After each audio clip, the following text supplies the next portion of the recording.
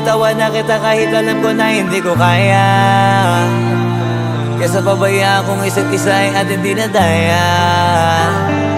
Di na ipipilit kahit alam ko na nakakahinayang, kasi di na maligaya. Unti-unti ko nang tinatanggap. Siguro nga dito na rin natatapos ang lahat.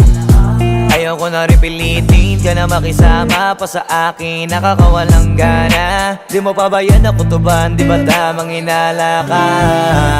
Sino sa atin may mali kung ako o sige, pero sana tanggapin mo pareho lang tayong dalawa nakasakit. Tapos parang gusto mo lang sa akin i-end.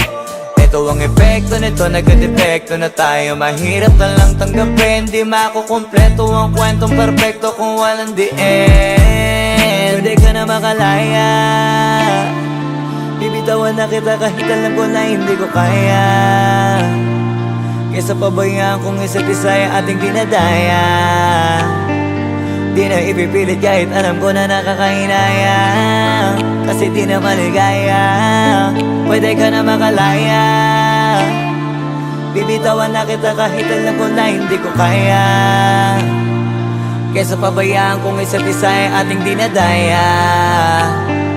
Di na ipipilit kahit alam ko na nakakahinaya, kasi di na maligaya. Shots, unti-unti ko nang tinatanggap. Na ganun lang nawasak ka lahat. Di ko na pangatawanan na hindi kita iiwan. Kaso lang hindi na kita kayang samahan pa dyan sa kadiliman. Pinagpapasalamat ko pa rin yung mga araw at gabi na naging sa'kin ka. Wala tayong magagawa, di tayo aandar kung meron kang palyadong makina. Kaysa naman lokohin ko sarili kong ayusin ang mga bagay na sira na. Paano pa tayo gagana, parehas na tayong hindi na maligaya. Huwag mo ngang isisi sa'kin ang lahat kung bakit ba sa atin ay nangyari to.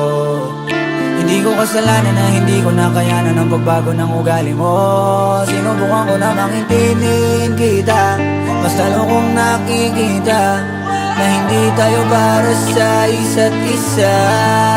Pwede ka na makalaya, bibitawan na kita kahit alam ko na hindi ko kaya. Kesa pabayaan kung isa't isa ay ating dinadaya. Di na ipipilit kahit alam ko na nakakahinaya, kasi di na maligaya. Pwede ka na makalaya, bibitawan na kita kahit alam ko na hindi ko kaya. Kesa pabayaan kung isa't isa ay ating dinadaya. Di na ipipilit kahit alam ko na nakakahinaya, kasi di na maligaya.